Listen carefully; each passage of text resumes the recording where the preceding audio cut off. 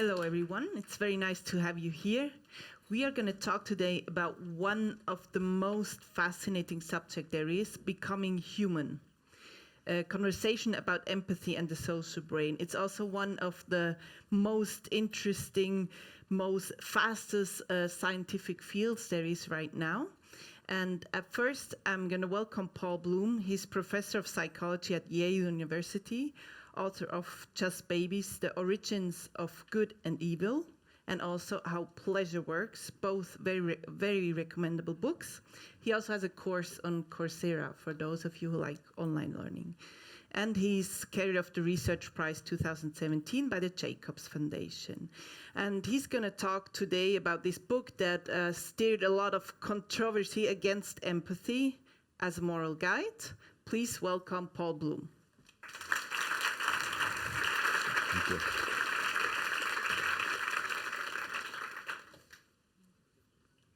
Thank you. I started writing about empathy a few years ago, and I had something that was going to be published in a magazine that was critical about empathy. And before it came out, I was really excited. I figured it would get this really interesting response, and people would be enthusiastic about me criticizing empathy and exploring it. So right before it comes out, I go on social media to see what people are going to be saying about this. And this is the very first thing I see. And this kind of set the tone for discussions that followed.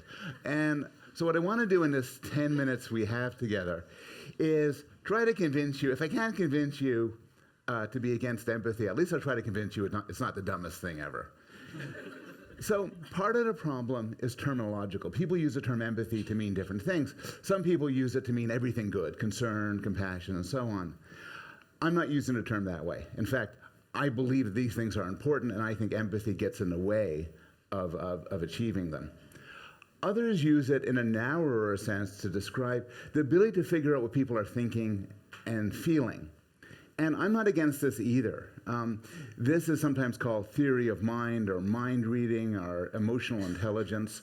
And if you want to make the world a better place, you need this. You need to know what makes people happy, what makes people sad.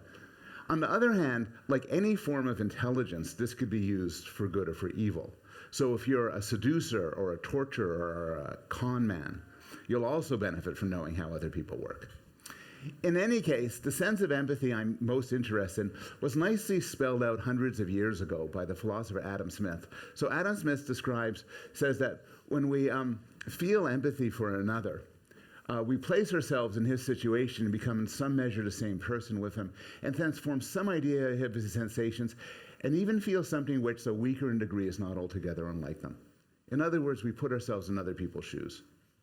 And there's a rich body of work in psychology and neuroscience exploring this. There are a lot of studies, for instance, which get somebody in a lab and they watch as someone else is being poked or shocked or mildly burnt. And it turns out that the very same parts of their brain that would be active if they themselves were poked or shocked or mildly burnt become active to a lesser extent when they observe them. And you can see empathy all over the place. That sometimes it's very dramatic as you feel empathic suffering with another. And the fans of empathy will tell you it works like a spotlight. So I look at all of you, and it's kind of a sea of faces, but I zoom in on you, and I try to feel what it's like to be you, and that connects me to you, and that makes me care more about you, more likely to be kind to you.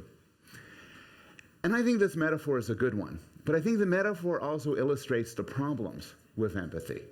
So spotlights have a narrow focus, and they only illuminate where you point them at. And as a result, I think empathy and morality based on empathy tends to be both biased and enumerate.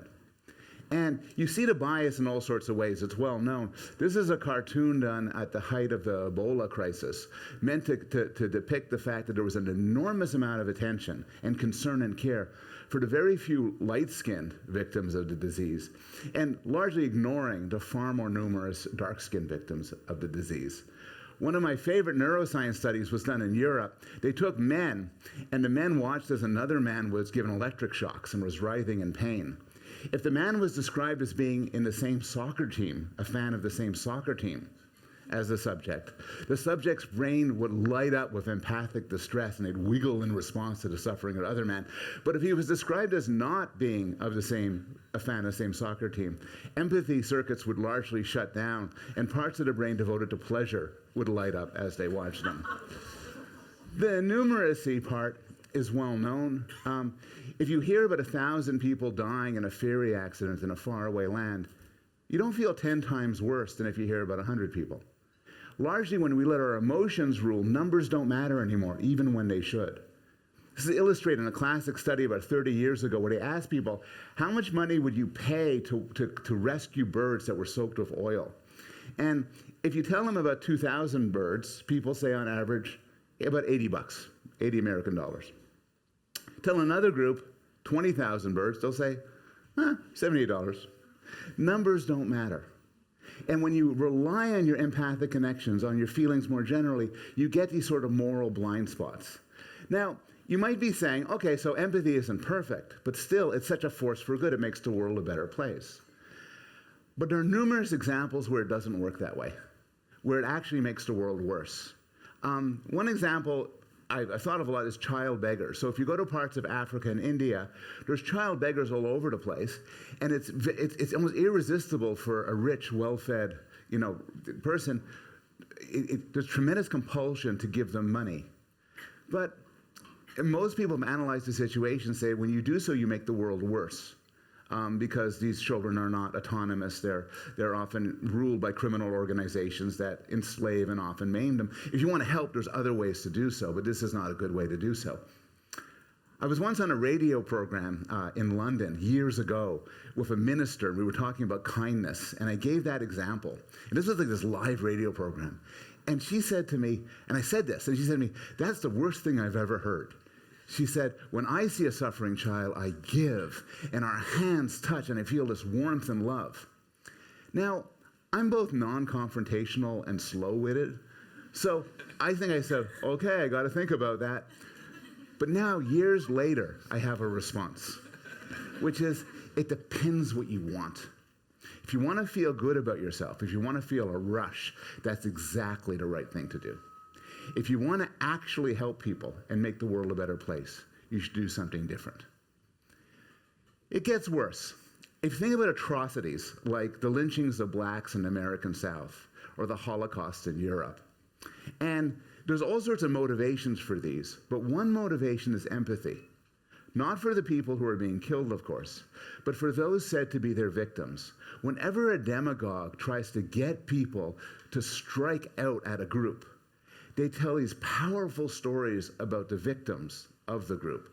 Stories such as of white women being raped by black men, of German children being preyed upon by Jewish pedophiles. And they use our empathy for the victims to catalyze hatred against that group. And none of this is just a historical fact. Anti-immigrant sentiment in Europe and in the States is driven often by powerful and moving stories about suffering, people who suffer at the hands of illegal immigrants. And these empathic feelings are leveraged to motivate people to lash out at the immigrants. Now, you might say right now, okay, but what do we have if not empathy as a matter of being kind? Some people have made that argument. You need empathy to help out other people. But I think that shows a failure of moral imagination.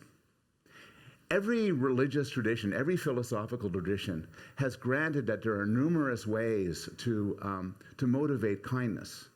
The Buddhists distinguish between sentimental compassion, what I'm calling empathy, versus great compassion. They argue the second one is far better. It doesn't exhaust us, it's more fair, it's less biased. And there's research showing this sort of split. So there's a wonderful collaboration between the German neuroscientist Tanja Singer and the Buddhist monk and biologist Matthew Ricard. And what they do is they train groups of people either to feel great empathy for suffering, so they train them to put themselves in their shoes, feel the pain of others, or feel compassion and love, but no empathy. And they find that these two different types of training, they activate different parts of the brain. But for me, much more interesting, they have different consequences.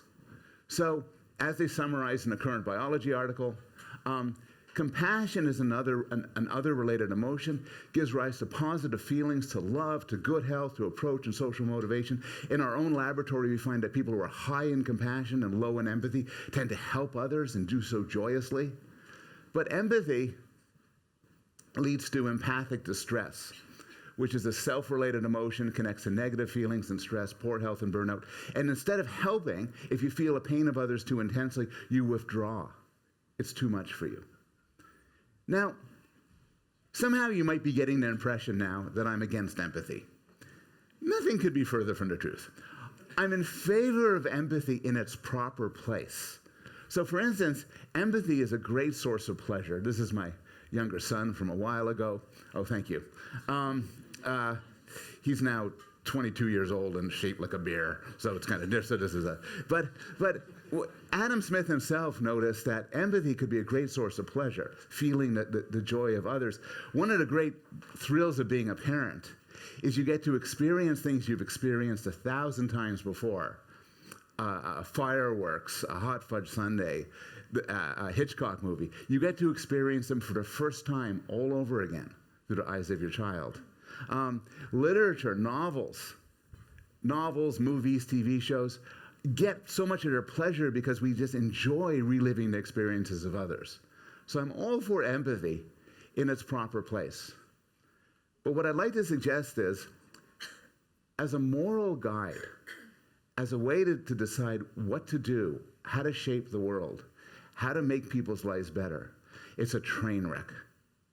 And we're much better off with some combination of rationality and compassion. Rationality in what we use our capacity for reason to figure out what we can do to make the world a better place. And compassion, where our care for others, not our empathy, but our care and our love for others, motivates us to do so. So I am against empathy, and I'd like to hope that I can convince some of you to join me in the crusade. Thank you very much.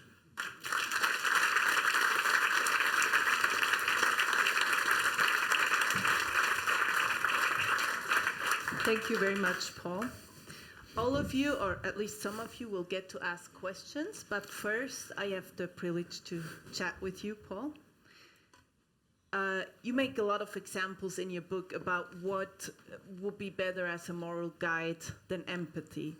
And there is one sentence that stuck in my mind particularly, and that is when you wrote, "It doesn't matter if food to a starving child is delivered via drone or by a smiling aid worker."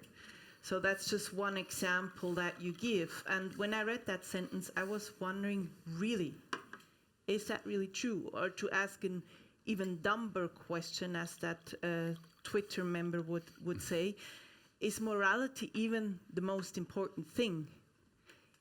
Is it really important to do good instead of what makes us feel good? It's a great question. We have many motivations, and I wouldn't deny for a second one of our motivations is pleasure, is feeling good about ourselves, is satisfaction, is enhancing our reputation. A lot of pleasure, some of them selfish, and that's a huge part of our psyche. But I think on top of that, we're extraordinarily moral people. You look at the conversations people have. I was just at a conference, and there's always gossip, and it's always moral. Can you believe how he treats his students? Can you believe after her husband died, she started dating so soon? What do you think of what this person's doing? And this concern about being good. And I think if you look at yourselves and look at other people, if it turns out that something you're doing gives you pleasure, but you're persuaded that it makes the world worse, increases the suffering of others, I think almost everybody would say, I don't want to do that. I want to get pleasure, but I also want to help people. And this is particularly true when the people are those we love. You think about your children, your parents, your siblings. You typically want to make their lives better. You don't just want to feel better. So I think the book is assuming that people want to be good, but I think it's a safe assumption.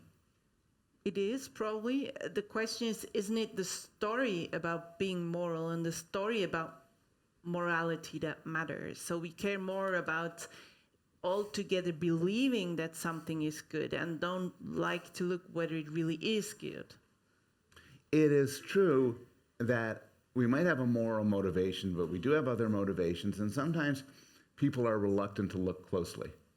Sometimes people give to charities and they don't even want to hear if the charity is effective because it's a compelling charity and it looks good. And if they hear it's not effective, they would be frustrated. They want the story. They don't want the actual morality. But again, I think they want both. I think that, that some people are sometimes willing to be deceived or self-deceived. But in general, part of the capacities we've evolved with, and I've studied babies and young children, I think this shows up very early, is a genuine concern for others. You mention in the book also that there's kind of current trends arguing against humans even being able to make rational decisions and rational decisions that are moral. So why are you convinced that we are intelligent enough to make these conscious decisions? Well, I think, I mean... Well, they are, but maybe some people I see. I'm not saying you agree with me, maybe you don't, but you understand the argument. You understand that sometimes if I tell you, for instance, empathy causes you to care a lot more about somebody who's attractive, well, all of you, versus someone who's unattractive, you would say, well, that's not very good. I want to be more fair. I've talked about the ideas in this book to a lot of audiences. I've talked to people who are not educated in the usual way. I've spoken to 12-year-olds at schools about this. And people disagree with me. They say, oh, this and this. It's totally reasonable. But I've never met anybody who didn't understand, who wasn't capable of using reason. I've never met anyone who says, yeah, it's better to save 100 people than one person. And so I think we all have the capacity for reason. I think if there's one sin of psychologists, it's, I think, underestimating the human capacity for logic and rationality, for thinking that we're slaves of the emotion, and ignoring the fact that we're capable of doing what we're doing now, getting together in a room, listening to strangers, having discussions, and so on. And that's a really terrible thing to ignore. Maybe you just need empathy as kind of a transmission, as a help for most people to make them do kind acts. Religion as an example. Yeah. I don't doubt that empathy could be used to motivate people to do kind acts. I decide that it's really good to help these people over there. And as a way to persuade others, I tell a story about them, look at their suffering, feel their pain. But the problem for relying on that is that empathy is a tool. And people who want other people to do terrible things will also use empathy as a way to prod them. So in some way, the book is almost a consumer protection book, which is that there are people all around you, politicians, demagogues, and everything, and they will be talking to you, and at one point they will say, let me tell you a story. Let me tell you, there's a little girl, blah, blah, blah, blah, blah, and this terrible thing happened to her, and they did it. And at that point, you should say, I know what you're doing. You're using my empathy to circumvent my reason, to motivate me. And sometimes people will do it for a good cause, but sometimes people won't. But isn't that the thing that matters, whether it's for a good cause or not? Because I have the same reaction like you do, but on the other hand, if a politician manages to mobilize people to good cause, one that is rationally good as well, isn't that a good thing? It can be used in a good way. Racism can be used in a good way. If there's a war that a country should get into, if there's people who should be punished, you could use people's racism, their fear, their hatred, their anxiety to motivate them. And politicians do this all the time. And like empathy, sometimes they could do it for a good cause. The problem is, to the extent we're autonomous reasoning beings, we don't want to leave these decisions up to other people. We don't want to be manipulated in that way. I think that in a democratic society, we all want to sort of nurture the capacity to judge for ourselves and to be very cautious of manipulative tools, even though I would agree sometimes these manipulations could be used for a good cause. What you say is very much an enlightenment view of human beings. It is. what we hear nowadays goes in a different direction. We hear that we're steered by algorithms, we're just machines reacting on some automatic impulses. And I wonder, this is a personal view of you, do you think that your side will win over the next few years? Or I think we might be at a crossroads there. I think my side is going to lose over the next few years and win over the next several hundred years. Mm-hmm. I have a long view. Mm-hmm. I mean, there is a sort of, even as we get more and more, some of the picture of humanity, you say, is true. I think to some extent we are physical things. We are material creatures. Our thoughts are not governed by immaterial spirits, but rather physical brains, of which we're going to hear more about. But at the same time, we're plainly capable of reasoning and deliberation and conscious mulling over things. To deny that would be to deny the experiences of everybody in this room. Everybody in this room, when facing a problem, including a moral problem, should I loan money to that person? How should I deal with my child in this way? Who should I vote for? Struggle with it. We don't just reflexively choose. We argue, we debate. Sometimes our minds are changed. And I think that, and I think this is an argument that Steven Pinker has made. The moral progress we've seen over the last several hundred years, for instance, regarding the treatment of women, of ethnic minorities, of sexual minorities, the profound progress, there was the gay pride parade yesterday, which would be unthinkable when I was a child, is evidence that we are capable of reason and evidence we are capable of moral improvement. And you argue, and that's crucial, I think, that this is due to rationality and not enlarged empathy or better capabilities to empathy, right? I think we are the same feeling creatures we were 50 years ago and 500 years ago. I think just as science has improved, as reason builds upon reason, builds upon reason, the same thing has happened in our moral lives. So we are much better people in so many ways than our grandparents were when they were our age. But it's not because we're naturally more feeling. We're maybe less feeling in some ways, but because we've benefited from moral deliberation and thought. When we look at politics, we see now in several countries, again, very populist movements, and yes. I wouldn't separate on which political side they come from. It's just something that's been rising. And what I found astonishing is that you kind of say politics is not the field to discuss this. You say that the people don't care about truth because for them it's not really about truth, politics. You compare it to sports.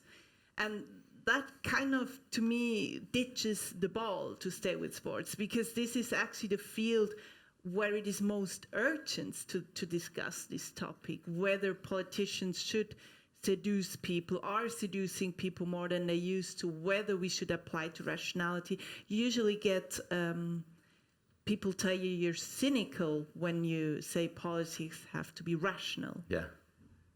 No, when this book came out, this book has had many covers, and when the hardcover came out in England, my publishers wanted to put a picture of a sad dog in front. And I had no idea why, and they say, yes, no, why? The British love sad dogs. Oh yes. But I said no, and I said no because I actually want politicians to read it. I want it to sort of change how we approach politics. So that's my goal.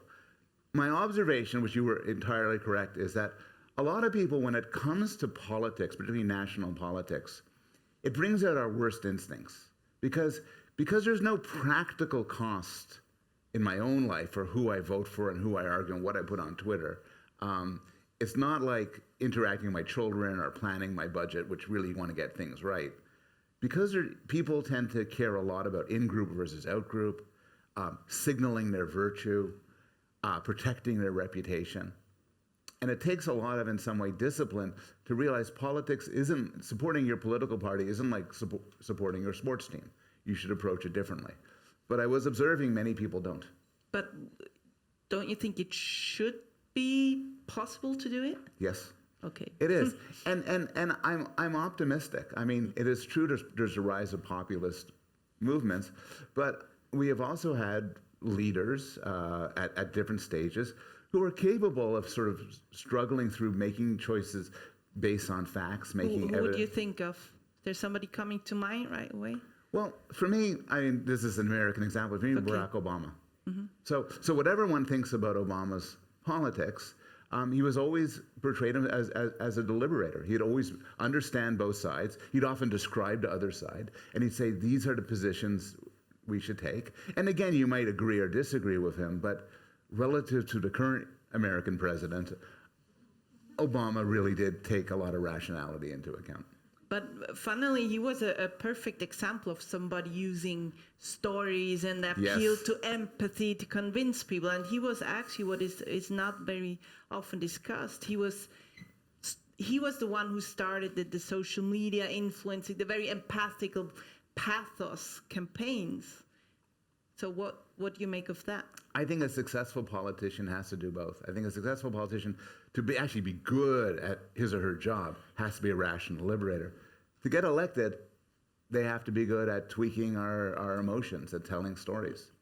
I sometimes talk to journalists, and sometimes journalists listen, and sometimes at the end of the discussion, journalists will say, look, okay, let's be honest here. Are you trying to put me out of a job?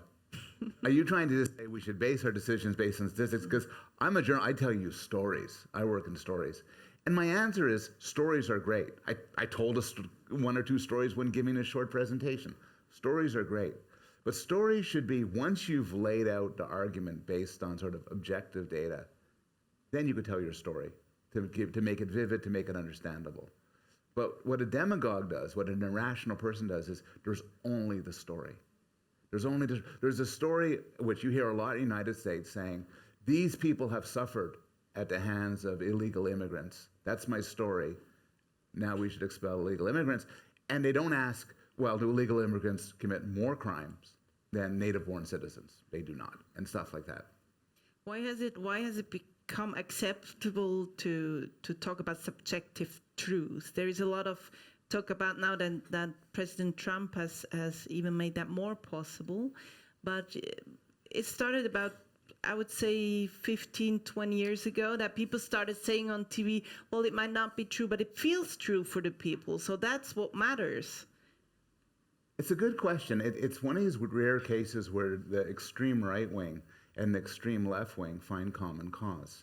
So you're right that Trump and many people in his administration would talk about, their facts and other people's facts and so on, and there'd be a subjectivity about truth. Well, often on the extreme left, people would say, look, truth is what we make of it. If we feel it's this way, it is this way. But I think that these are actually both minorities. I think most people realize from many things there's a fact of the matter. And we could investigate, we could figure out what it is. It may be hard to figure out. But most people are what philosophers would call realists about truth. For some things, that there's a reality to them which we could figure out. And I think most people, including most philosophers actually, are moral realists too. It's not merely our opinion that the Holocaust was a terrible thing. It's not merely our opinion that discriminating on the basis of skin color is wrong. There's actually grounded reasons to come to these moral conclusions. And again, as sort of contemplative people, we could do that. Let's see what the audience thinks. Are there any questions for Paul at this moment? Yes. They always tell me in Switzerland nobody's going to ask questions. It's not true. He was first. The Herr in der zweiten Reihe. Genau. Thank you for the talk. You mentioned Barack Obama as a good example, and one of the things he did when he said, what would he recommend to people if a gift to humanity is more empathy? Mm-hmm. And I remember Nicholas Epley's book Mindwise, where he tore into that and took that apart, saying it's actually inaccurate. So... Yeah, yes, thanks for catching me on that. It's yes. I began my book and also one of my articles listing all of the politicians, both left and right, say the one thing the world needs is more empathy. But Obama was quite clear, and in fact, he actually clarified this later on, that by empathy, he didn't mean we should feel experiences of others or zoom in. He meant kindness. He meant compassion. He meant valuing the lives of other people. And that's something I'm fully behind. I mean, in some way, you're making a good point. The terminology trips us up because there's no word for what I'm talking about that everyone would agree on. Maybe a better way of looking at it is that if we didn't value others, we wouldn't be kind in the first place. And you could call that empathy. But we should avoid the sort of narrowness and bias and try to sort of think in a broader, more rational sense. And although Obama might have used the word empathy to describe something that sounds like it disagrees, there's still a congruence. I think he meant compassion.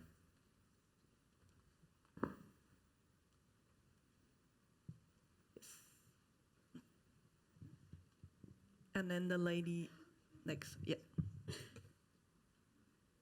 My question is about babies. You said these things appear early in life. Could you tell us a bit how early in life actually babies show compassion and empathy and how it develops over the first years of life? It's a great question. A lot of people will say to me, well, maybe you're right about empathy in adults, but if you didn't have empathy, feeling the pain of others, you'd never be a good person. And I think this is mistaken. I think developmental psychology shows it's mistaken. It's mistaken in two ways. One way, and this is actually right to the work of Simon Baron-Cohen, is that people who have autism or on the autistic spectrum are characteristically very low in empathy on the standard empathy test, yet they're often very good people. They're far more likely to be the victims of cruelty than the perpetrators, and it's because they don't lose their compassion and their sense of care. The second strand of evidence comes from research that I've done with my colleagues.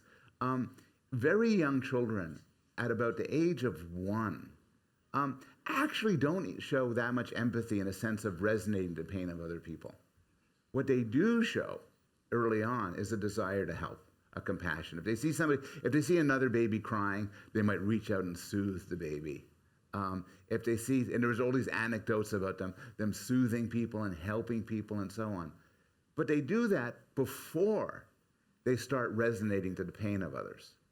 If there's a developmental progression, it's sort of kindness, compassion first, and then empathic responses later. And I think the story of empathy in the end is actually going to be an interesting story that might be disconnected to morality. Some people have argued, for instance, that we've evolved empathy, not as a mechanism in general to be kind to each other and so on. Compassion does that. But more for actually parenting and childcare, for sort of a connection between mothers and fathers and their babies. Thank you very much for a very nice talk. I did like your points. I don't like your title, I guess. And so my problem is that if your title was being aware that empathy can be used against you, I would like this point because, I agree with you that maybe we're all victims. Maybe sometimes people are trying to manipulate us. But I'm a young academic and I have PhD students and postdocs, and so, some of them have panic attacks and some of them lose their family during their PhDs. And if I have no experience with these feelings, if I cannot relate to them, then I won't be able to ever help them. I won't be able to understand them. And as a result, they won't have the opportunity to become better scientists. And, they would be more competitive with each other And so for me, using empathy, and maybe you're right, maybe I am using empathy. And you're also right that I feel a better person when I'm successful at feeling empathy. But I actually think it could be used in a very positive way, and it makes all of us better. So my question is, if you could click a button, would you eliminate empathy? I like your question. I don't talk about that specific case in my book, but I talk a lot about therapy and what a good therapist, a psychiatrist, a psychologist needs. And I think it extends to your case as well, and anybody who works with other people. So let me give the case. I won't even use the word empathy, because the word doesn't matter. Let's talk about the ideas. Suppose you're dealing with a student or a postdoc who has panic attacks. And this is getting in the way of his or her success, and it's just making their lives miserable. What should you do? Well, you're exactly right. You should try to understand what's going on with them. If you don't understand what's going on with them, you're not going to be good at helping. You might think you'll just get things wrong. Understanding is critical. But you shouldn't be feeling what they're going through as you're dealing with this. And in fact, this is the standard way I distinguish empathy from compassion. You're dealing with a student who's extremely anxious and upset. What do they want from you? They don't want you to be extremely anxious and upset with them. They don't want you to adopt their point of view at the moment. What they want is support, understanding, and calmness. And this is a point, it's not original to me, it's a point made by Cicero. Cicero says that when we're miserable, we don't want a friend to become miserable. We want a friend to kind of help cheer us up and understand us. When we're anxious, we don't want a friend to be anxious. We want one to be calm. And so the treatment of the people you work with, what they need is understanding and you valuing them, you caring for them, which you obviously do. But they don't need you to resonate with them. They don't need you to catch their feelings, whatever one calls that.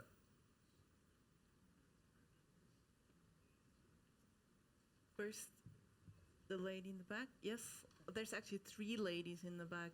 Diagonal, genau. I wanted to ask about the definition of empathy and what you understand under that word, and whether understanding someone's point of view necessarily makes you want to feel with them. It's a good question. Again, people use the term empathy in different ways, but the answer to your question is no, it doesn't. Suppose I'm a military commander and there's an enemy general and I want to know what he's up to.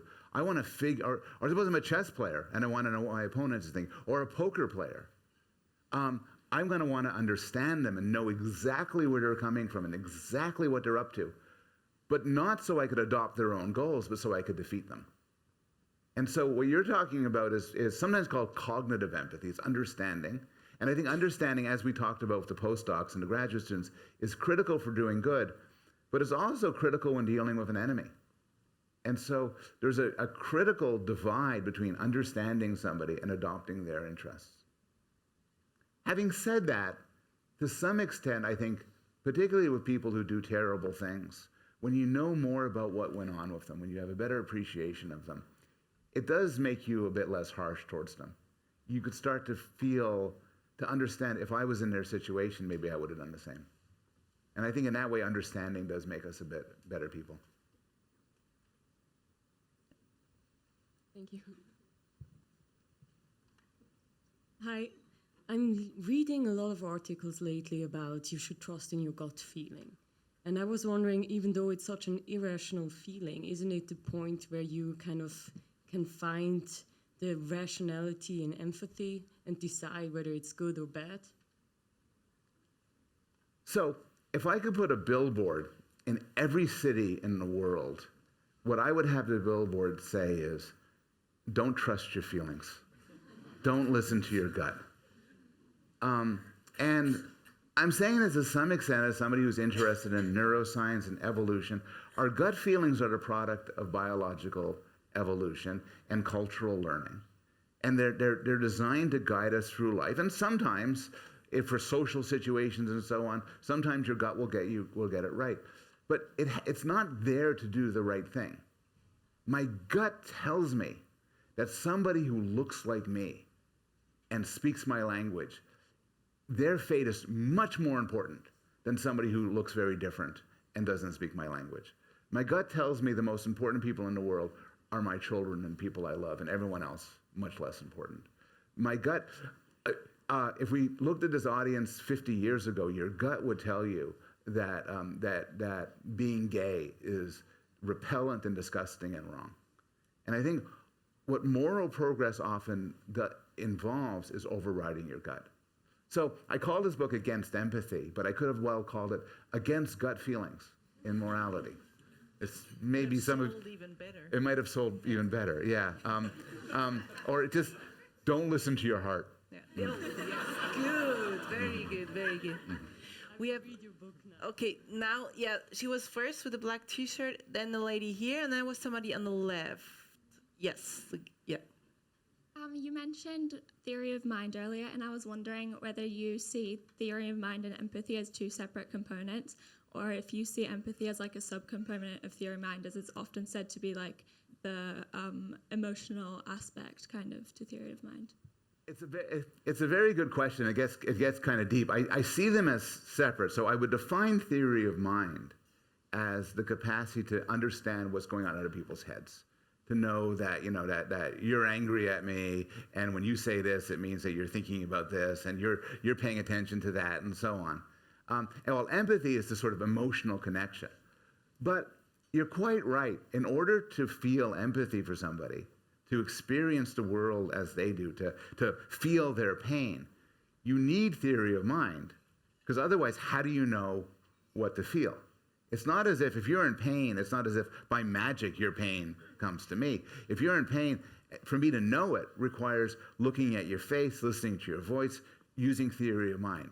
So emotional empathy of the sort I'm critical of relies on theory of mind. Someone with no theory of mind could have no emotional empathy. Here in front, please. They were first. Yep. Yep.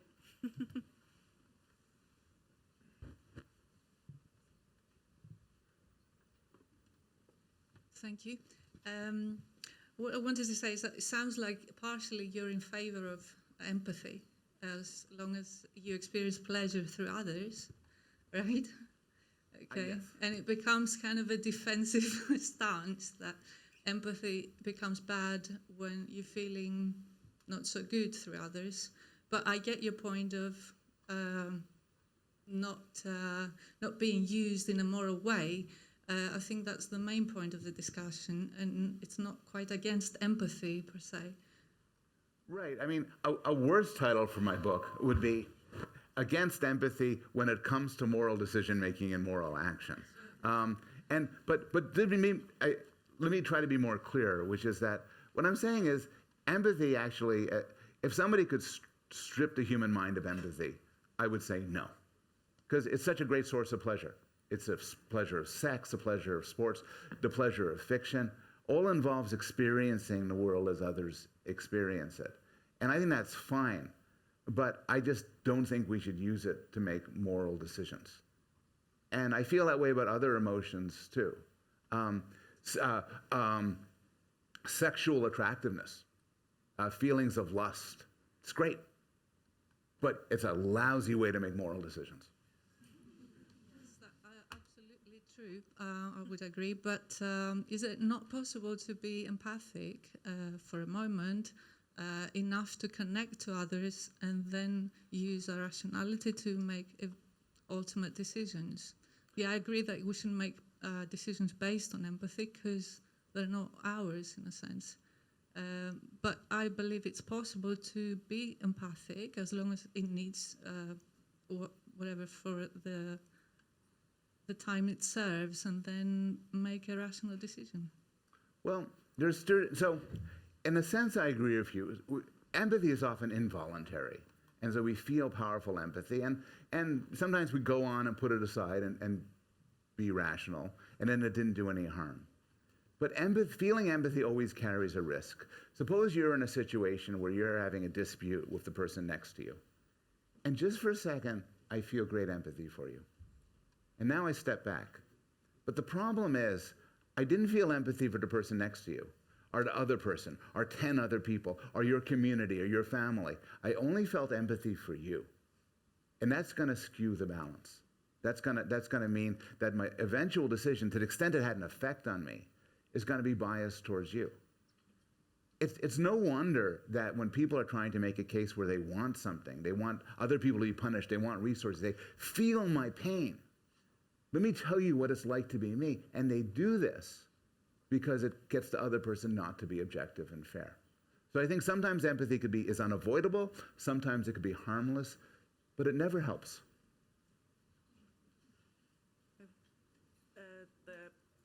Yes, not the guy with the glasses was first. Yep. Sorry for describing you in that way, but I'm fine with my glasses. You have to describe people. It seems to me, thank you also for the talk, it seems to me that the crucial distinction is between empathy and compassion. isn't the thing that empathy is there not just, as you mentioned already, to create a connection between parents and child, but isn't it a way to develop compassion? As probably as you said before, we need empathy to actually be able to have some compassion.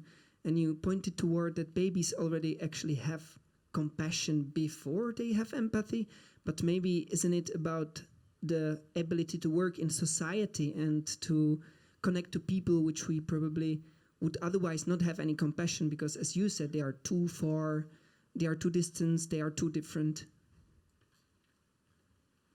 So I think that what you're outlining is a theory that many psychologists would say is correct. That empathy, although maybe we shouldn't rely on it making moral decisions, is sort of the seed from which compassion grows. And they might say, okay, maybe compassion comes first, but still, without empathy, compassion can't fully nurture. And I don't want to say it's wrong. I mean, I don't think there's evidence for it, but it might well be true. But I will tell you something about people right now, about adults. We can measure your empathy. There's tests for your empathy, some developed by my student, Matt Jordan. And some of you are high empathy. If you saw somebody crying, you'd cry. If your laughter is infectious, you immediately zoom in on a person. And some of you are high compassion, which is you just care a lot about other people. As you live your life, you're caring about other people. You could be both, but you could also be one or the other. It turns out that compassion is highly predictive of good behaviors in laboratory experiments in the real world. Empathy is not. And Matt Jordan did this study where he used about, I think, 1,000 people who use Facebook and looked at their Facebook posts. And he found that people who were high in compassion, their Facebook posts used words like love, helping, friend, hugging, happiness. And people who were high in empathy had posts like misery, tears, hate, pain. Regardless of whether they sort of develop in sync, I'm skeptical, but regardless of that, as adults, high empathy actually gets in the way of being a good person. After I wrote this book, and again, a lot of people disagree with me, reasonably enough, but some people wrote to me and said, the distinction that I'm making helps people understand why they couldn't make it as doctors or emergency workers or social workers, because although they really wanted to help people, they love people, want to help them, their pain was too intense. And the people who are best at those jobs actually are kind of cheerful, happy people, and they meet somebody who's having a worst day of their life, and it doesn't destroy them. It doesn't have much of an effect on them. The best people at helping people care a lot about other people, but in the sense of empathy we're talking about are not high and might well be low. So your developmental speculation, I think, is open for discussion, but at least right now, the two are separable, and I think it's better regarding morality to be high in empathy than high in compassion, high in empathy. We can take two more questions, I'm afraid.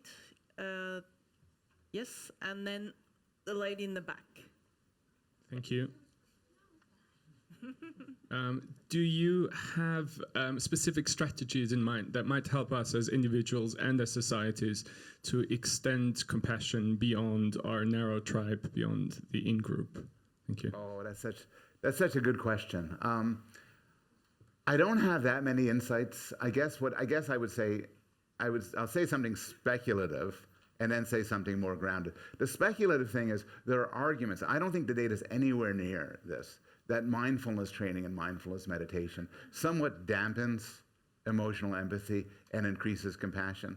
Now, there's scientists in this room, and I want to be cautious that there's studies showing this, but then there's arguments against it. But that's something that may pan out, and if so, it'll be a good answer for you. I guess in general, this connects to some of the questions we talked about. What I'm more confident in is having a sort of culture.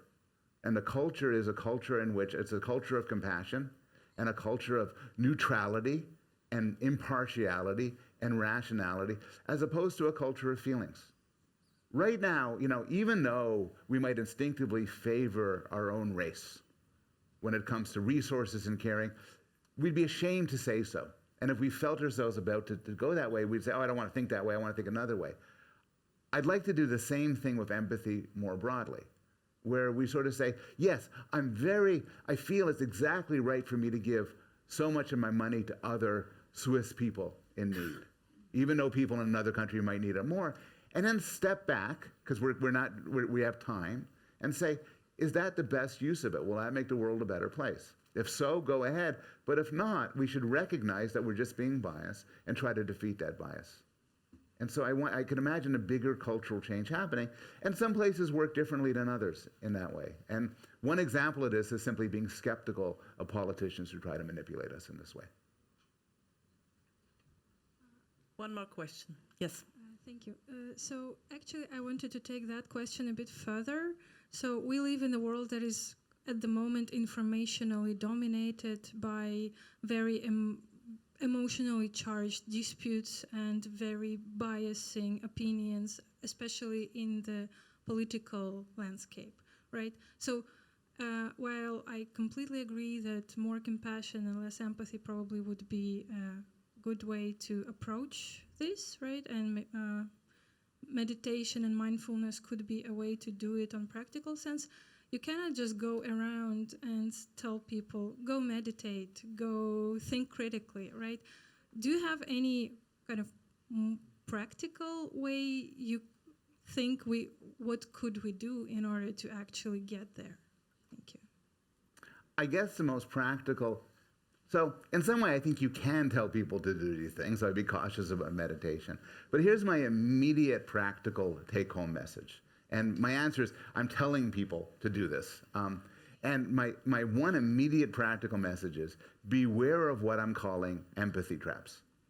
So the practical advice I will give, and tell your family and friends so that they do it too, and soon it will spread across the world, and they should buy my book as well, is that when somebody says, let me tell you a story about somebody who is suffering, immediately ask yourself, why are they trying to manipulate me in this way? If it's a good cause, let's hear the arguments for the good cause.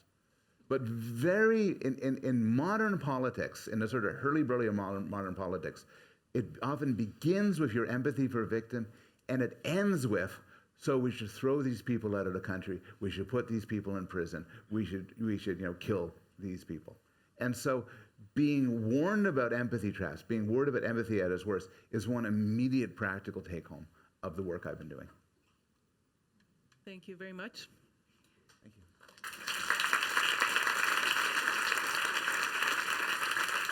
Thanks. Our next guest is here from the UK. Sarah-Jayne Blakemore is a professor in cognitive neuroscience at the University College of London, where she also co-directs a PhD program in neuroscience.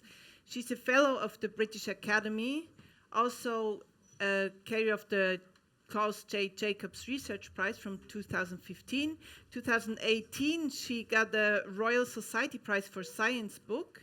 For this book, Inventing Ourselves, that we'll talk about today, The Secret Life of the Teenage Brain. Thank you very much, and welcome, Sarah-Jayne Blakemore.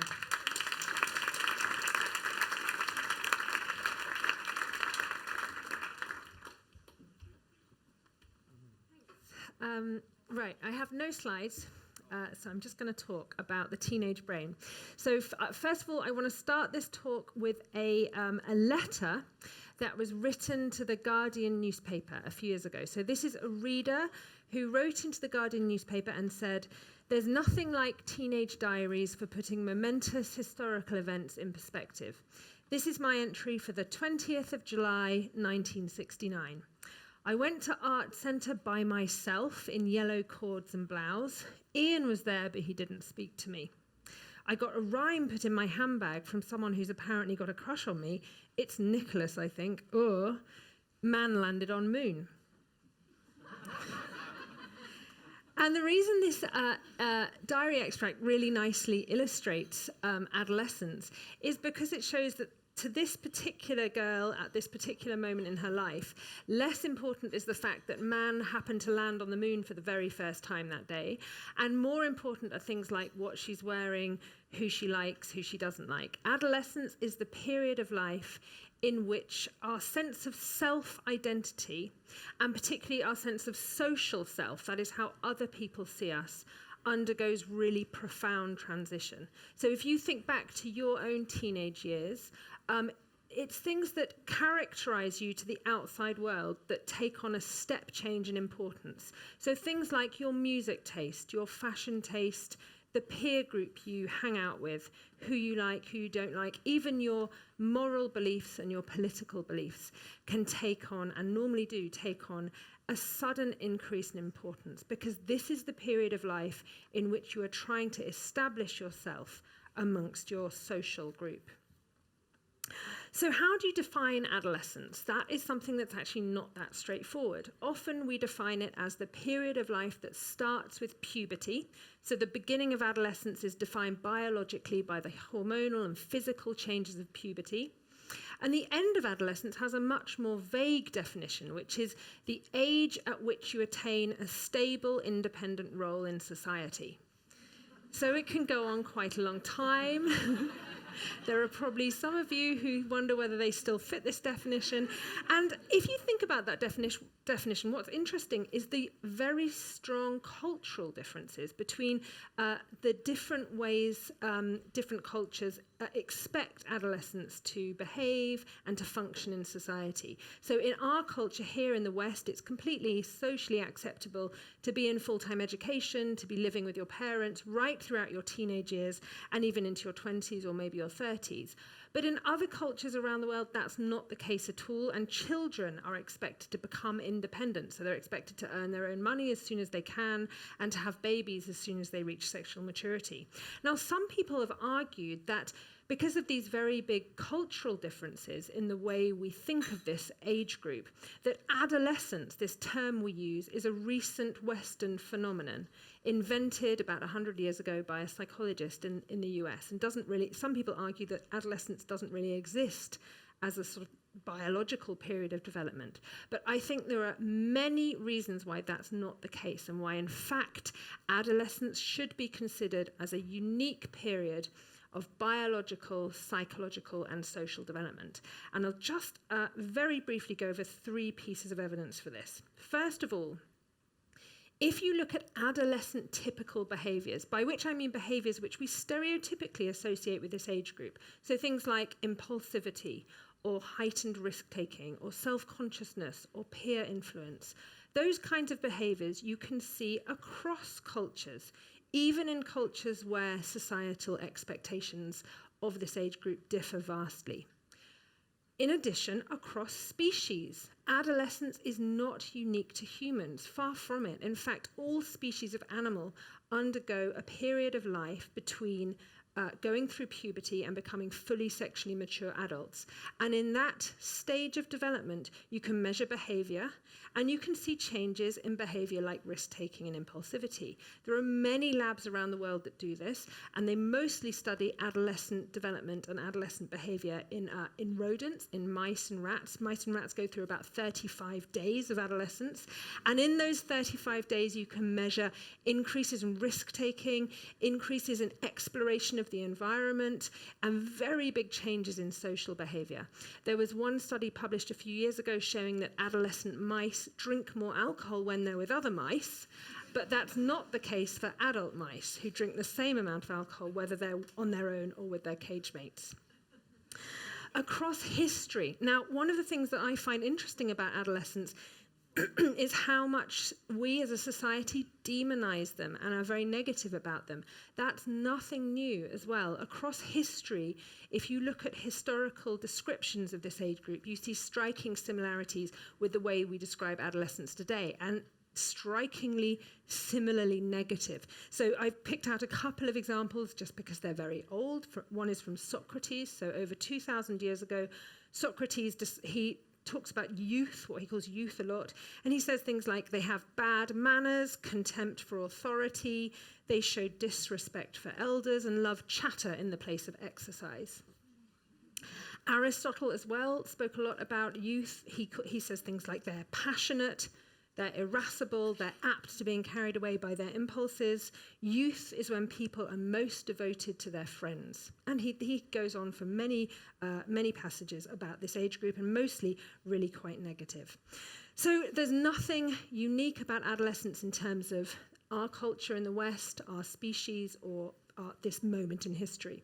Adolescents have seem to have always behaved the way we kind of stereotypically think about them today. Now, I became interested in adolescence because I did a PhD and a postdoc on schizophrenia, which, as you might know, is a psychiatric condition that's characterized by symptoms like hearing voices inside your head and being really paranoid, thinking that other people are out to get you, that other people want to harm you. It's a very, very debilitating illness, and I tested many hundreds of patients in hospitals, in psychiatric hospitals in the UK, and also in France, where I did my postdoc. And I became interested in the fact that when I asked patients, when did you first start experiencing these symptoms, without a single exception, every patient I tested said at some age between 18 and about 26 or 27. So I became interested in why. What is it about brain development during the teenage years that is different in teenagers who go on to develop schizophrenia compared with teenagers who don't go on to develop schizophrenia?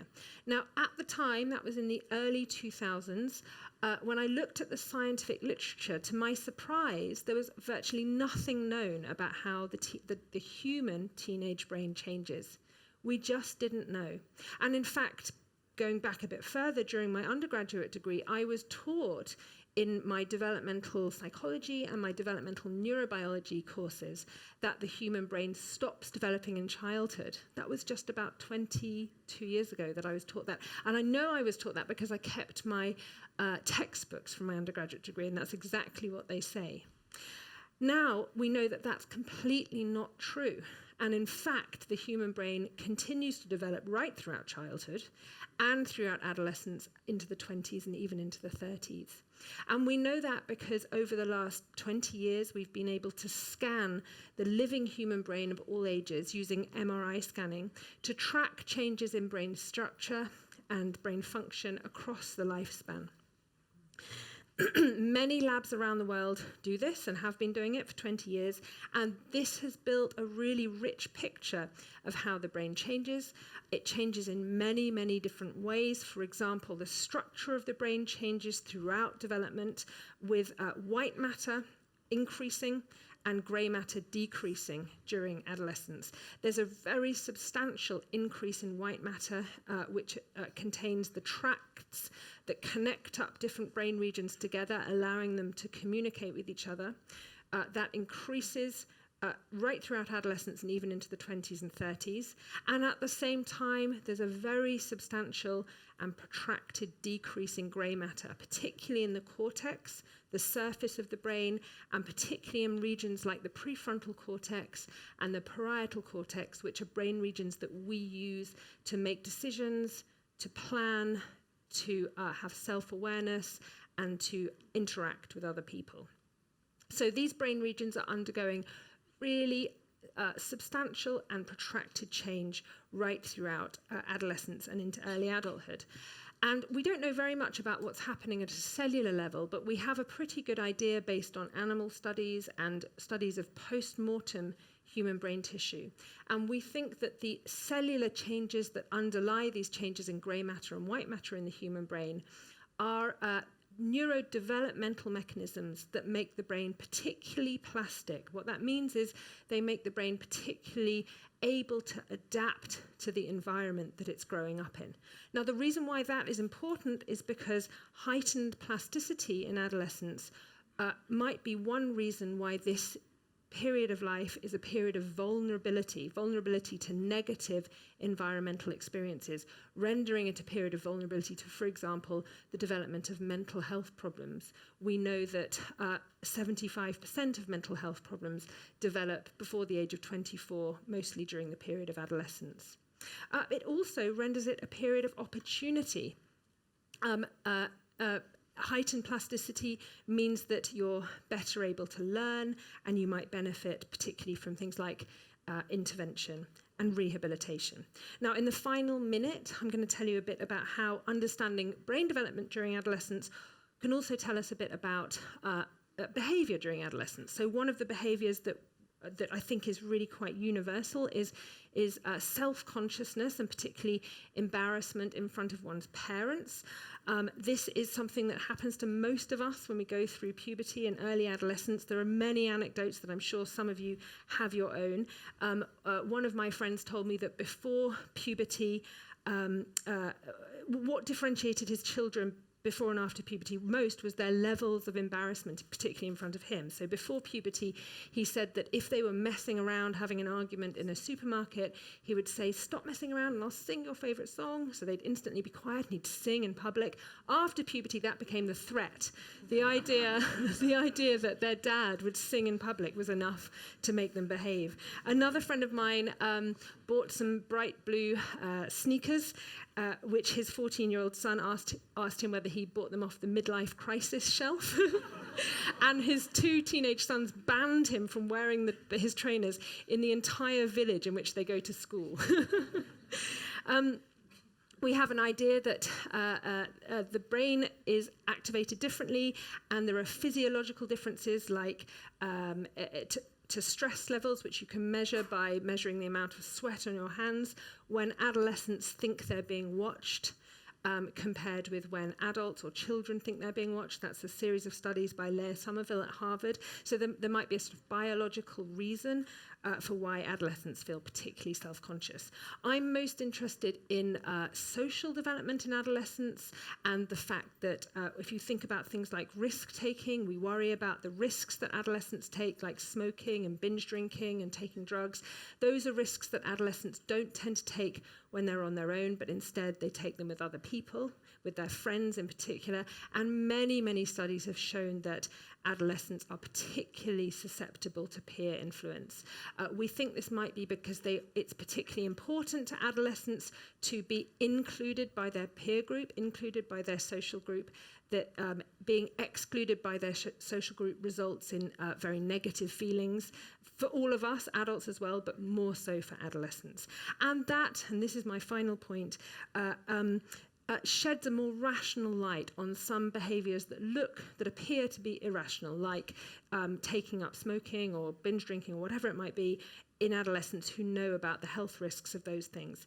But when they're with their friends, what's more important to an adolescent? Saying yes, for example, to a cigarette, even though they know the health risks, or saying no and potentially being ostracized by their peer group? Well, we would argue that social risk, the risk of social exclusion, weighs in more heavily to adolescent decisions.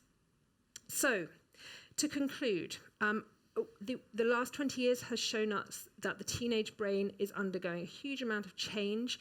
We shouldn't think of the teenage brain as a broken brain or a defective or a strange adult brain. Quite the opposite. Adolescence is a formative period of life. Neural pathways we know are malleable during this period. Creativity and passions are heightened. We shouldn't demonize this period of life. Instead, we should understand it and we should nurture it and celebrate it. Thank you.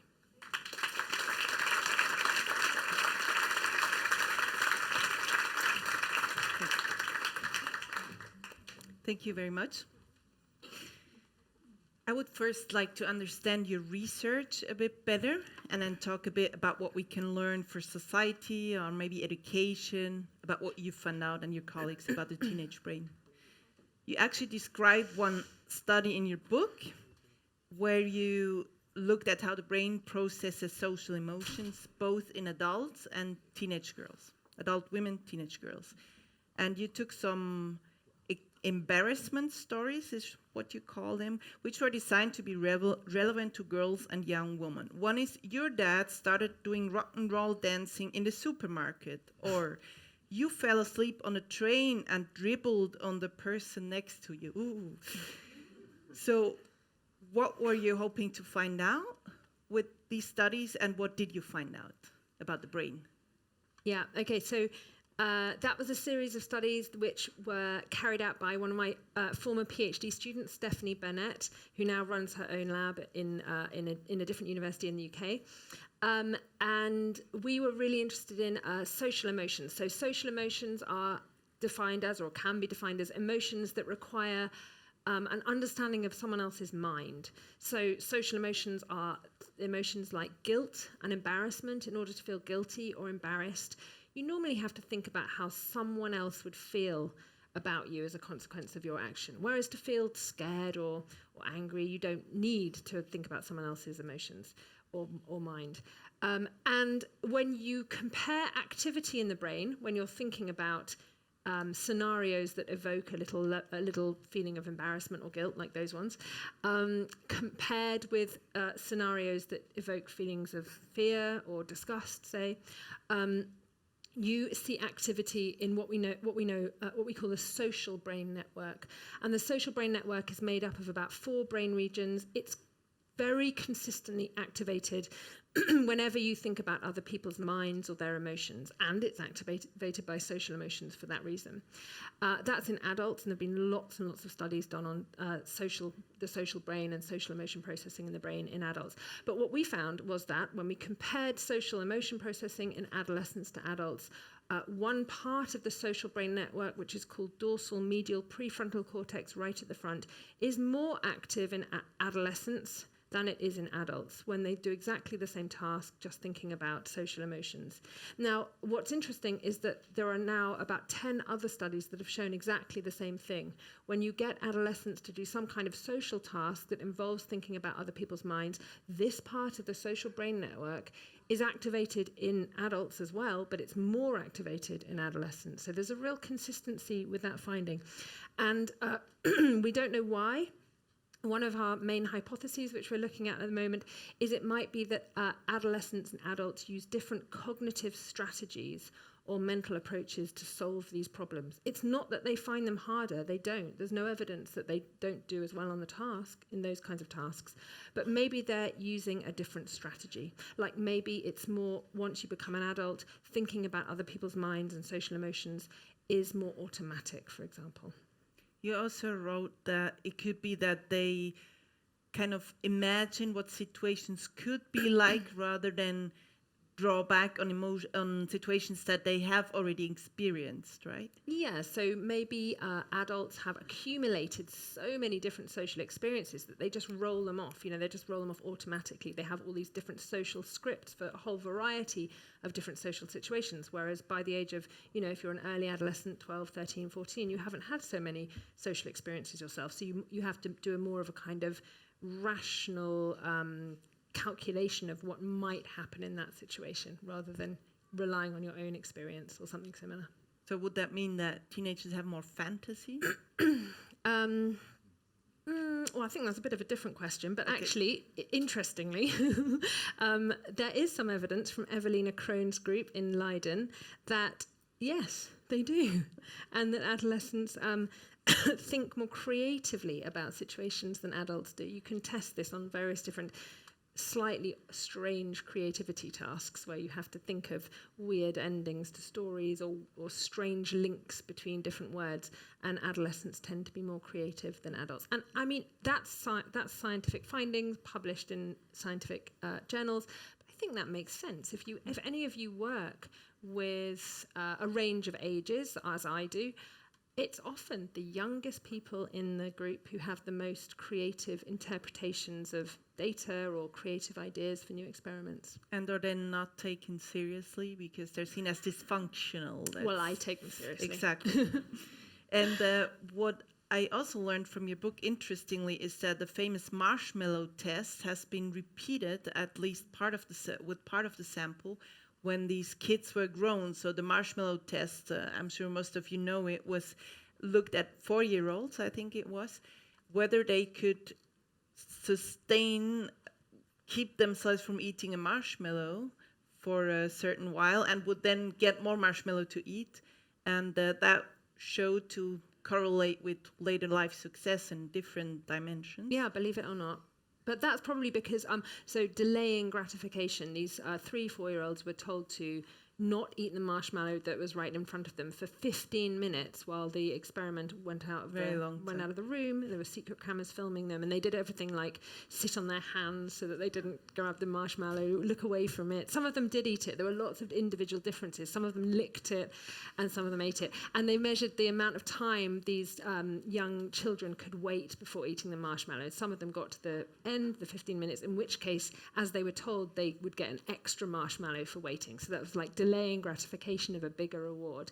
Now, why? I mean, it's not about marshmallows. It's about what cognitive mechanism that paradigm is tapping into, and it's probably some form of self-regulation or self-control, which is, we know, is so important throughout life. So they followed up a lot of those children as they got older, and they showed that the ability to delay gratification, so the length of time the children could wait for the second marshmallow, correlated with things like, or predicted things like educational attainment and all sorts of other positive outcomes. So that was that one experiment by Walter Mischel, but other experiments have been, or other studies have shown exactly the same thing. So, for example, Terry Moffat, who works on the Dunedin study, which is a study of a very large number of people in the area of Dunedin in New Zealand who've been followed since birth. They're now about almost 50, I think.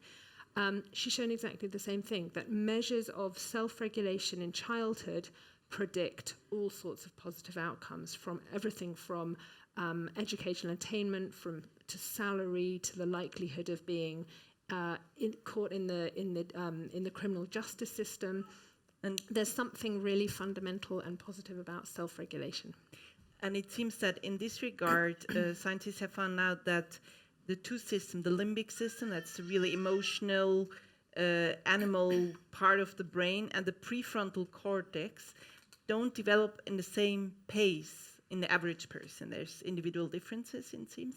And that would then be important for the teenage brain, right? Because some people would have a developed prefrontal cortex and others wouldn't. Yeah, so the idea here is that one idea, very prominent idea, is that the limbic system, which is in the center of your brain, contains regions like the amygdala, which processes emotion, and the nucleus accumbens, which processes reward, which gives you a really positive feeling out of, say, taking a risk, develops before the prefrontal cortex, which I mentioned earlier. It's one of the regions of the brain that enables you to, amongst other things, it enables you to inhibit inappropriate behavior and stop yourself taking risks. So the idea here is that your limbic system, which is giving you emotions and giving you a kick out of taking risks, is already mature before the ability to inhibit risk-taking, and that explains heightened risk-taking in adolescence. It's a really nice theory. It's actually been hugely critiqued over the last 10 years as being too simplistic, not least because there are massive individual differences. That's a study that we ran with Kate Mills, my former PhD student, who's now an assistant professor in Oregon. She looked at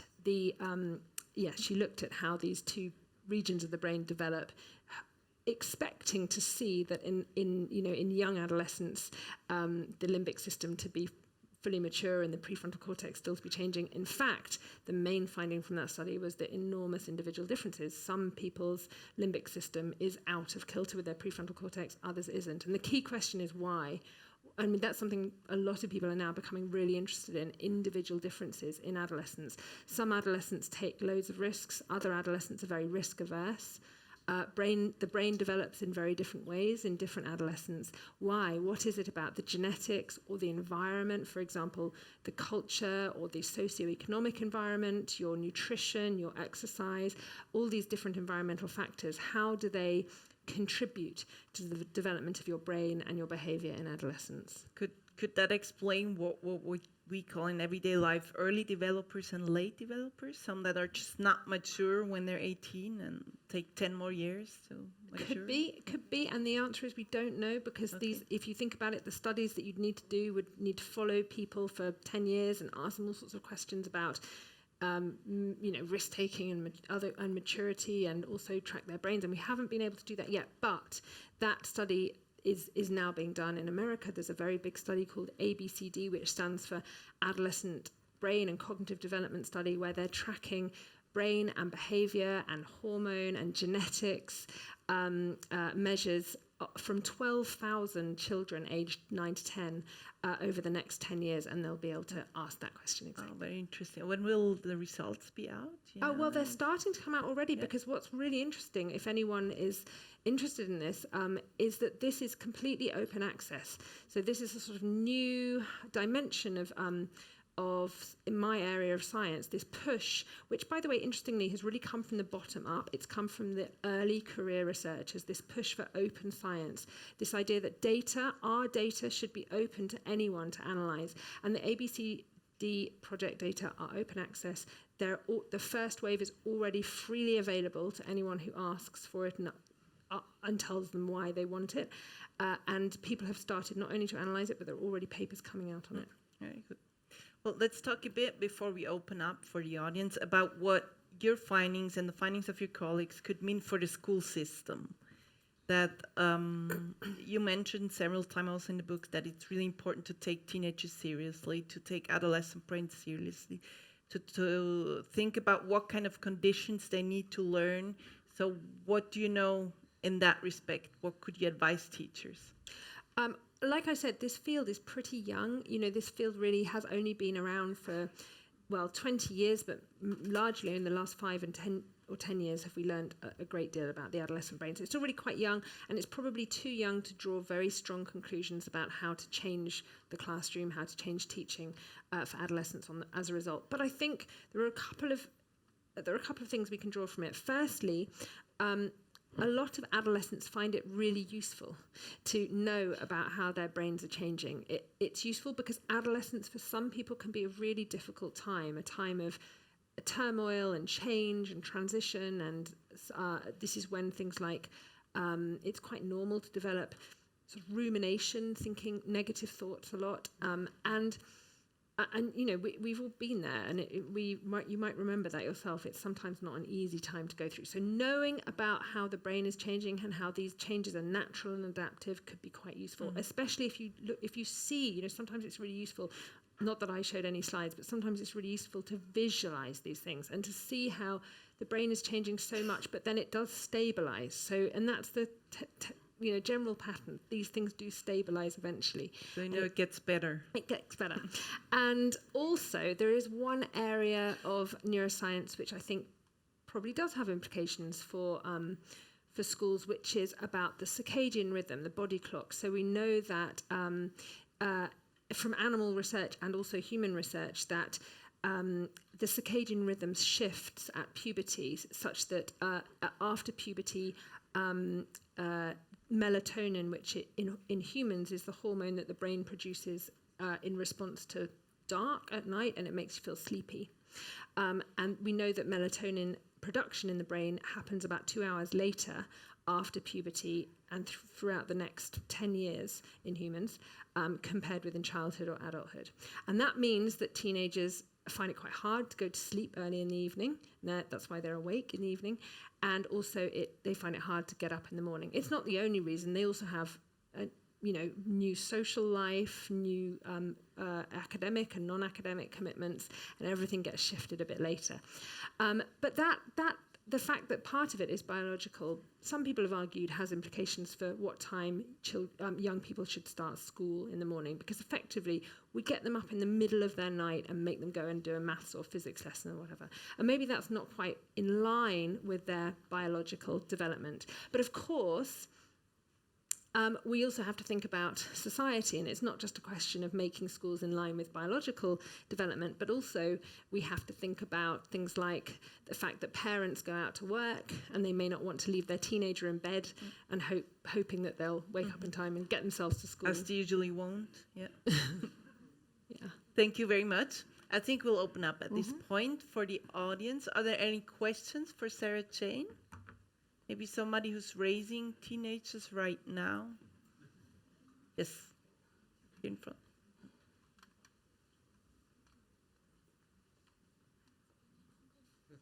Thank you for the talk. One question I have is, what's important is to learn how other people feel about you and get the sense of identity. And so recently, Google's DeepMind has not only beaten the best chess player in the world and the best Go player in the world, but has also won the best multiplayer games, because it has a theory of mind of other people and could also conceivably make itself the most popular in a group. Could you see that one could use something like that to actually learn these things at an accelerated pace? Yeah, I mean, there's no reason why not. One of the things we're interested in is training these things. Can you help teenagers become better at, for example, self-regulation, given that we know self-regulation is a really important thing? Social cognition as well. Can you improve perspective taking or theory of mind in young people? And there's no reason why you have to do that via real humans. You could also do that via machines.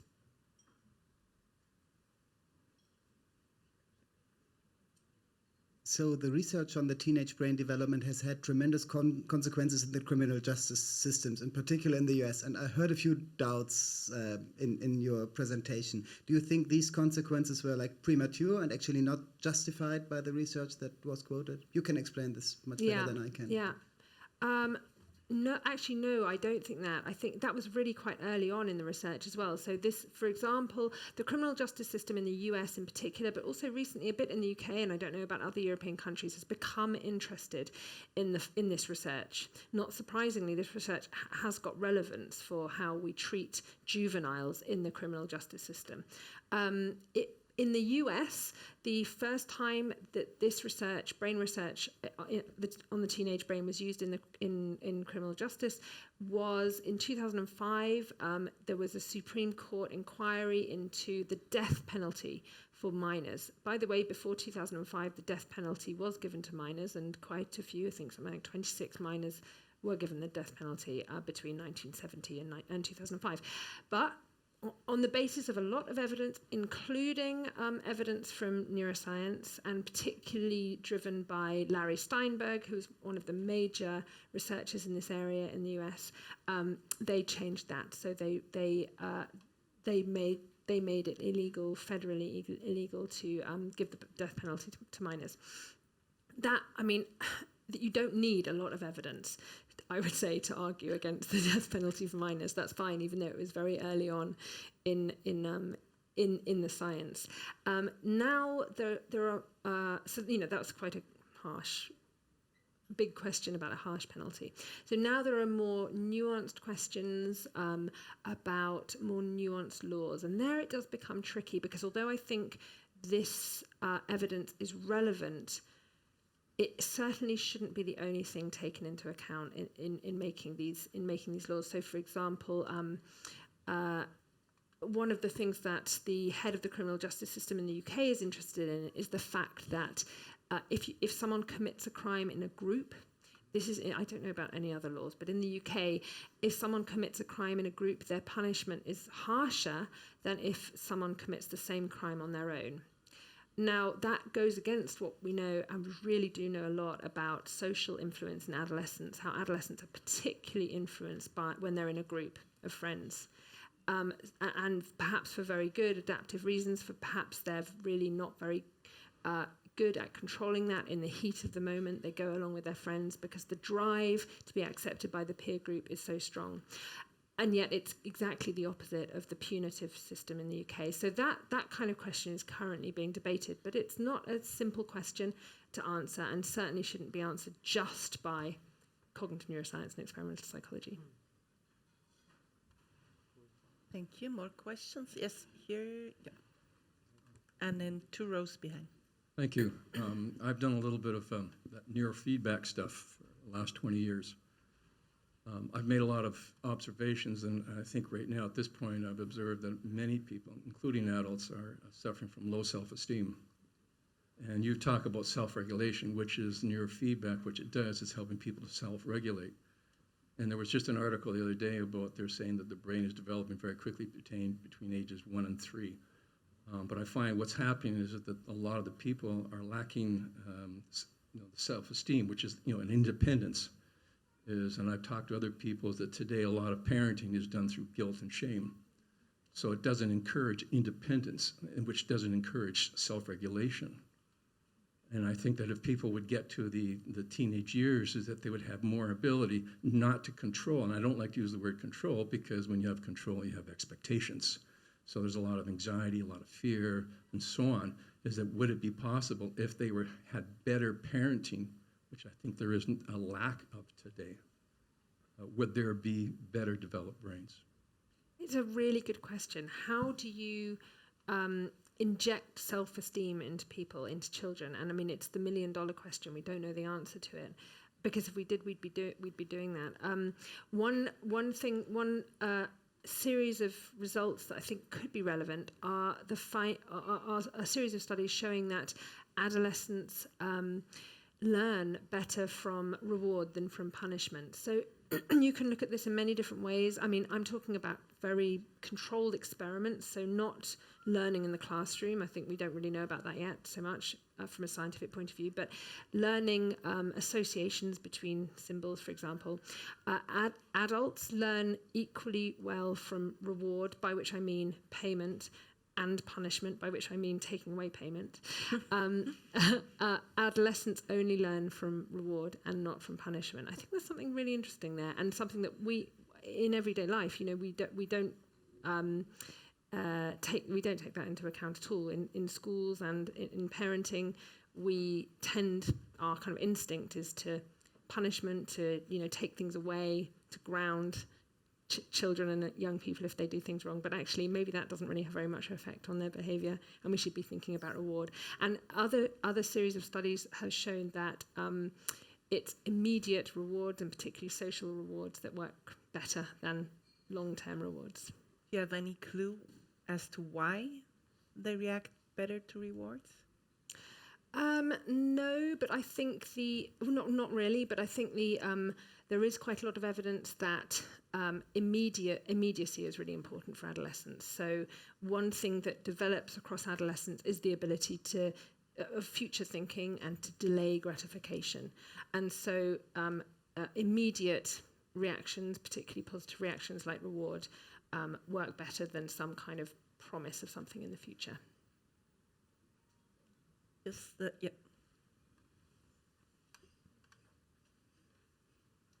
Hi, I'm curious about what does neuroscience know about the impact of trauma on an adolescent brain?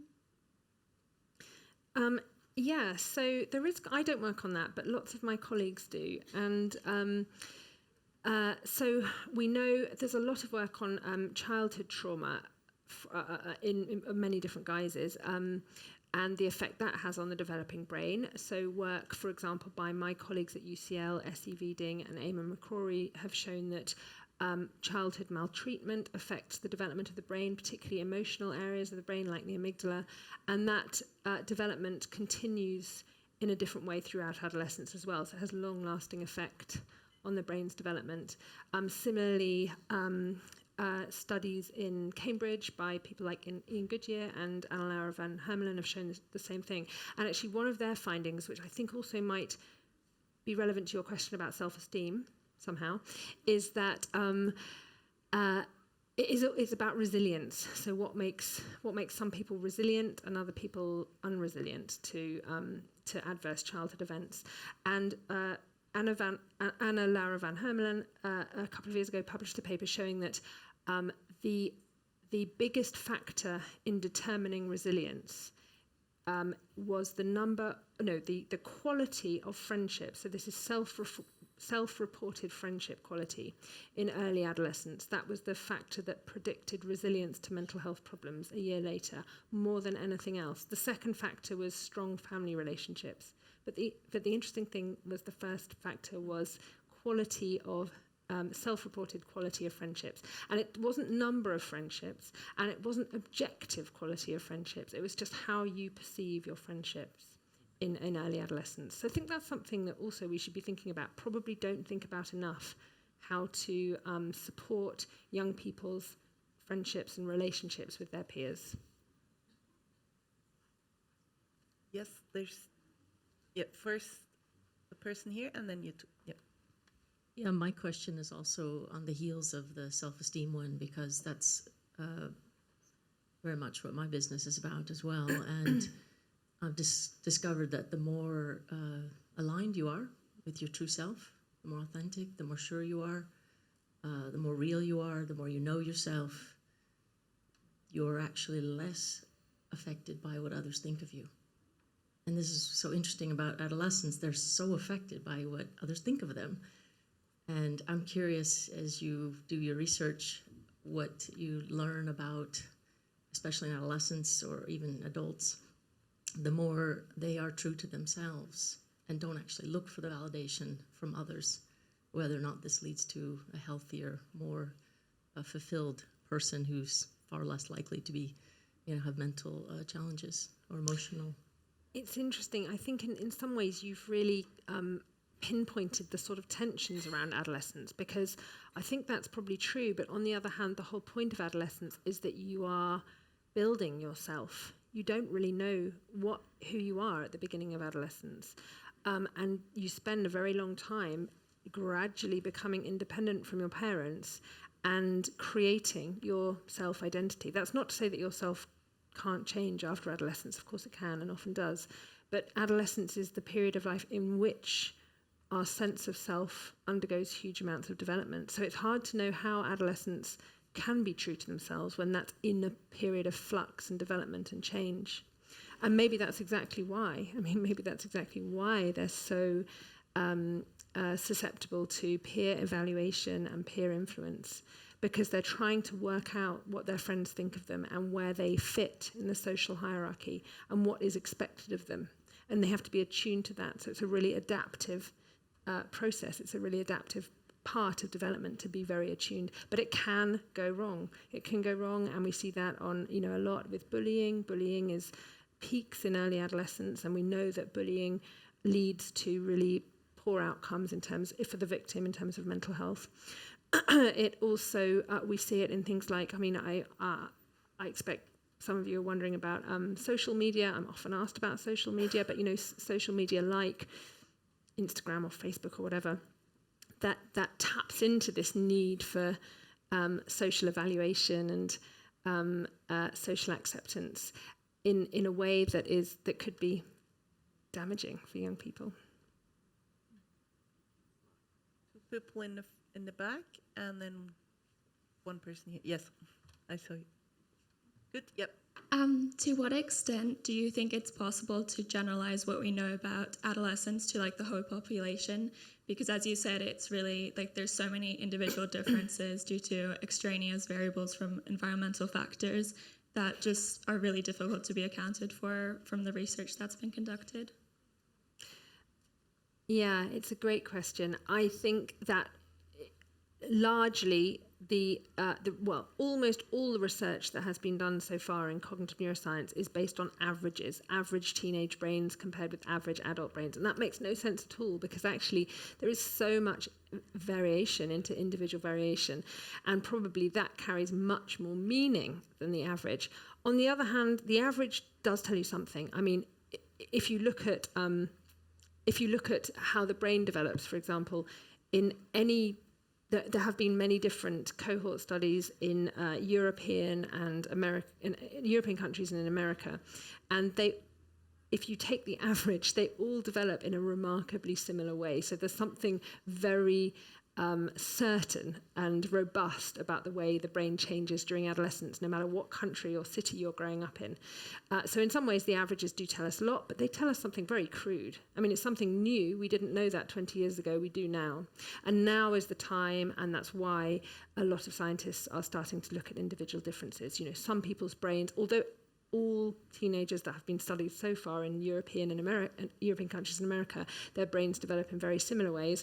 There are some differences, like some people's brains develop very steeply in early adolescence and then flatten out a bit in late adolescence. For others, it's the other way around. What does that mean? Is it that undergoing particularly steep development in early adolescence makes you more vulnerable to mental illness, for example? That's one question that's currently being looked at. And there are all sorts of other explanations for individual differences in brain development, and also for different outcomes of these different developmental trajectories. There was the woman just in front of her. She was first. Yes. Yeah. And then the lady in the back. Hello. With the white T-shirt. Sorry. I've got two teenagers at home, and the older one is asking me whether I'm it's questioning my moral the morality of my educational decisions with the younger one, whether they are maybe more empathetic or more compassionate. So now my question, I don't know if it's of relevance since you've said that individually the development can be so disparate. So do boys differ from girls in the development? Ooh. So Do you have to get into that 5 minutes? Just a simple question. Sorry. Thank you for your answer. Well, okay, that's interesting. So there are not very many findings from cognitive neuroscience or developmental psychology of adolescence that show really robust differences between the genders in terms of the development in adolescence. A lot of people have looked for them and they just haven't been very well replicated. That's not to say that there aren't differences between boys and girls. I mean, I think that there are. Whether they're innate or cultural is a different question, but there are, and particularly by adolescents. I think the reason we don't see them is firstly because although there are gender differences, the overlap between the genders is so enormous that in order to see the differences, you'd need really, really large numbers of people in studies, and we just don't have those kind of numbers normally. But also because the tasks we use in experimental psychology are so kind of refined and controlled that I think maybe they don't elicit these gender differences that you might see in the normal natural environment like schools, with groups of boys hanging out together and groups of girls hanging out together.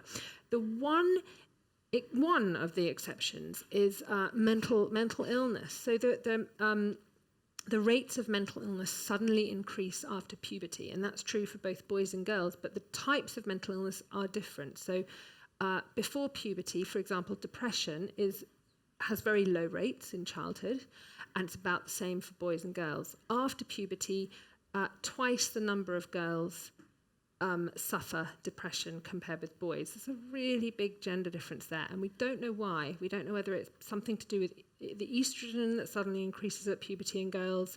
Maybe it's because a sort of social effect of going through puberty. Suddenly society treats girls quite differently before and after puberty.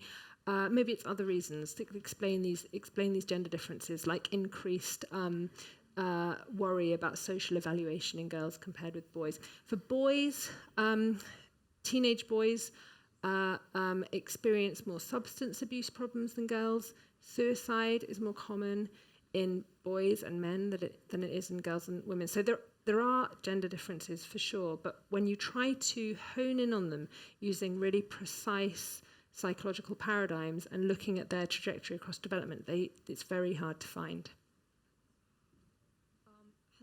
I would like to ask about responsibility, because at the beginning of your talk you mentioned that ever since the beginning of time, so I put it that way, everybody has been seeing teenagers as irresponsible, loud, etc. And I mean, in many countries, as a teenager, you could get into prison from the age of 14, 16. And as a teenager, you're forced to make decisions that will impact your whole entire life, career decisions, grades. It's very important, but at the same time, many people don't take teenagers seriously and just regard them as children. How do you think we could change that? And do you think we should grant teenagers more responsibility? I do actually, yeah, and I don't have a solution for how to change society's attitude towards teenagers. You see it very much with Greta. I can't remember her name. Is it Thunberg? Greta Thunberg. The climate activist. Yeah, the climate change activist. There's been an interesting reaction to her. I mean, it's very odd. You know, I think if she was a middle-aged man or a woman, maybe, but let's just say middle-aged man, people would take her way more seriously than they do as a 16-year-old girl. Why? Because the content of what she's saying is the same as if someone else said it.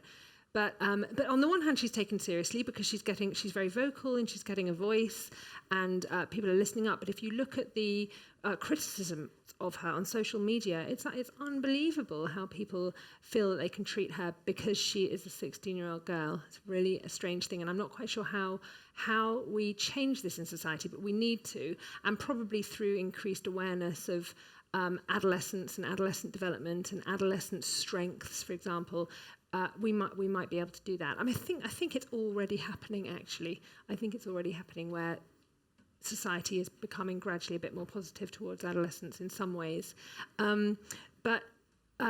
Yeah, I mean, in terms of one of the questions that is asked a lot is about voting. I don't know about in this country, but in the UK, voting for the government, there's a 18-year-old cut-off, so you can't vote until you're 18, and there's a question of whether adolescents should be able to vote when they're 16. And actually, I don't really have much to say on that, other than I cannot think of a single piece of evidence to argue against that. I can't think of any reason why adolescents... Well, you said it there.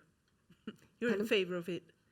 Yeah, but I mean, I can't say from a kind of scientific point of view, oh, this scientific study proves why 16-year-olds should be able to vote, but I can't think of a single reason why they shouldn't from the evidence. Yeah, so maybe if we empowered young people by allowing them things like voting rights, then things would gradually change. But there are all sorts of inequalities, even in Western countries for teenagers compared with over 18-year-olds, which just doesn't seem particularly fair. I think we can take, yes, here in front. And then one more question, and then unfortunately we'll have to wrap it up. Hi, a very simple question. You were talking about how important it is that teenagers sort of know what's going on in their brain. Could you direct us at like some sources online? Yeah, there's quite a lot. There's a I did a TED talk on it, but actually that's quite old now. And there's a whole load of stuff actually. There are websites.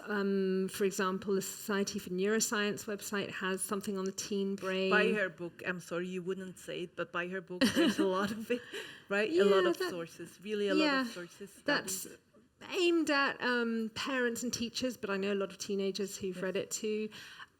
There are books actually aimed at teenagers themselves, so specifically aimed at teenagers. There's a book by Nicola Morgan called Blame Your Brain, which is pretty good. She's a British journalist, and it's a scientifically accurate book. It's really nice for teenagers to read. Again, I think it's empowering for teenagers to understand what's going on in their own brains. They have a right to that. One more question? Good. Oh, yes. In the first row. So I was curious, with all your research that you've done, I don't know if you have children or not, but what, if you could boil it down, what are the differences in, what are the things that you feel like you've learned that have really changed in, boiled down nugget form towards what you thought was the case with teenagers and what you now know thanks to evidence and research? Yeah, I do. I have teenage children. I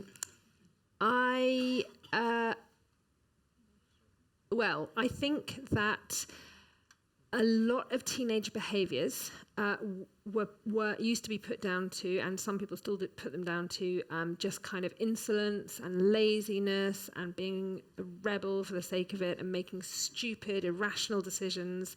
Now, I think none of that is right, and actually all of those things have some kind of biological adaptive reason behind them. They're there for a reason, and we need to be able to understand that rather than just trying to kind of eradicate those behaviours. Like, I certainly don't think that we should try to get rid of all risk-taking in teenagers. That's not the point. Risk-taking is really positive often. Where would we be if we didn't take any risks? You have to take risks if you want to learning by trial and error, for example. So it's not a question of eliminating all risk-taking, but trying to understand why teenagers take risks, and, for example, the social context is really useful in terms of educating young people about risks. Another thing is the real importance of peer influence, which I just mentioned at the end, but actually that's really mostly what we're interested in my group. And this has huge implications for how we as a society deal with teenagers and try to encourage young people to make really positive decisions, because we pretty much know that teenagers don't have any problem understanding risk or evaluating risk, but in the heat of the moment, they will take a risk if they're with their friends. And what we also know is that from public health studies is that the interventions that work best for young people, particularly young adolescents between about age 11 and 15, is interventions that are led by the teenagers themselves. So I'll end with one example of this because it's such a nice example of a study a few years ago in America, which was looking at school-based interventions for bullying, so anti-bullying interventions. They worked with 56 schools in New Jersey. Half the schools carried out their anti-bullying campaigns as usual, run by the teachers, and the other half, the young people themselves, were educated, a select group in each school of young people themselves were educated about the negative and harmful effects of bullying, and then they were incentivized to go and run their own anti-bullying campaigns. So they did things like debates and parties and wristband campaigns. In those schools where the young people led the anti-bullying campaigns, that led to a 25% reduction in incidents of bullying over the next year compared with the schools where the anti-bullying campaigns were led by teachers. Young people really care about what each other think, and we shouldn't ignore that. That's exactly where we should focus in on if we want to encourage young people to make positive decisions. Thank you very much, Sarah-Jayne. Thank you very much to all of you. Thank you. Thanks.